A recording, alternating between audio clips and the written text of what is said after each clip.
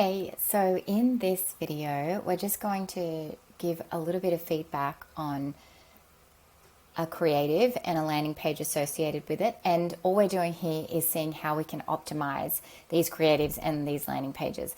Everything that we talk about in these videos, they're already doing a really good job. It's just how can we optimize it, if anything at all. So in this instance, there is a business, they are selling a course called Booked Out Bootcamps. So immediately when I look at this, I assume that this is for a retargeting audience because the very first line is the doors are closing. So if this was a cold audience, they would have no idea what this hook is, what they're talking about, what the relevance is here. So this is purely for a retargeting audience. And the copy includes some FOMO, so I'm okay with that. You know, they're saying that we're not going to open it again until Q2 of 2024.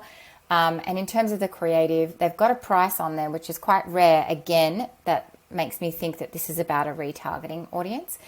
And I can't give creative imagery feedback only because the only way to really know is to split test. However, I do think that this is quite busy, but maybe it's working for them or has worked for them in the past in previous launches. That's not to say that it's not going to work this time.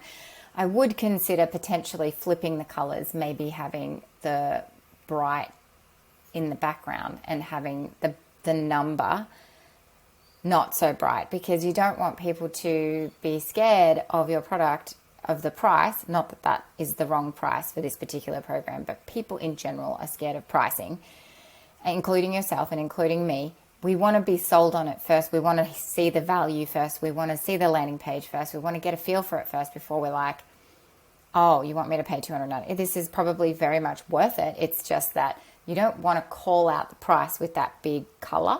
You might want to call out the rest of the creative and then maybe consider having the price. If you do want to have the price because of your audience, then maybe another color.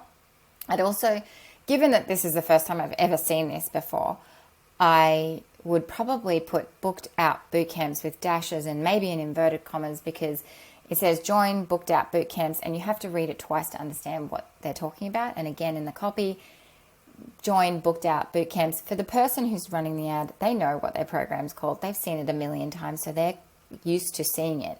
But for your audience, you have to assume that even with retargeting, it does sometimes go to cold, just because Facebook is not super. It's like a sieve.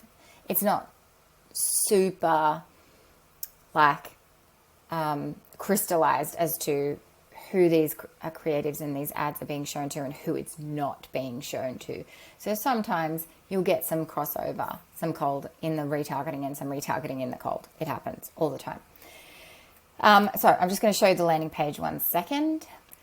Okay, so this is the landing page, and I don't really have too many negative pointers on this landing page. If you saw that quick little pop-up, oh, there it is again. Basically, it's just saying that, you know, another person has shown interest and has recently joined or purchased. So that shows a little bit of FOMO, and that's also what was happening in the creative that we saw before. The copy, I'd have to spend a bit of time going through bit by bit, but they've already called out, which is what I like here, they've already called out a problem above the fold, rather than join this program before I even know what this program is. It's like it's calling to a problem I have. You don't need to send more DMs to grow your business. You need a system. So if she's talking to her exact audience, she knows that that is a problem for them, she's already hooked them in.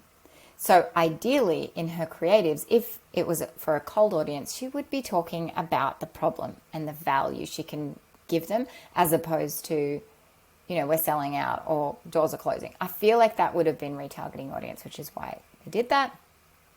You know, the rest of the landing page I'm happy with. Like, there's nothing really to point out unless I go in and actually read every single word, but I can see there's some testimonials there. You know, you're calling out the problem. You're saying that I'm the solution. Having CTAs throughout, CTAs, you know, right up above the fold. We're talking that if you join this program, you're going to have these solutions are going to be presented for you. You know, calling out more problems, showing what it looks like. So it's, a digital program, and you get this and you get this and you get this, and here's what's inside. There's module 1, module 2, blah, blah, blah, blah, blah. This is a pretty typical landing page for a course. And then at the bottom somewhere, there's some more testimonials. There'll be some pricing options. There's payment options. And then there's an upsell. Not many people take that. If they do take the program, usually everybody goes for the middle program or payment plans, and FAQs towards the end. I guess towards the end, my only recommendation would be that you can actually give them two choices. You can either continue doing it this way,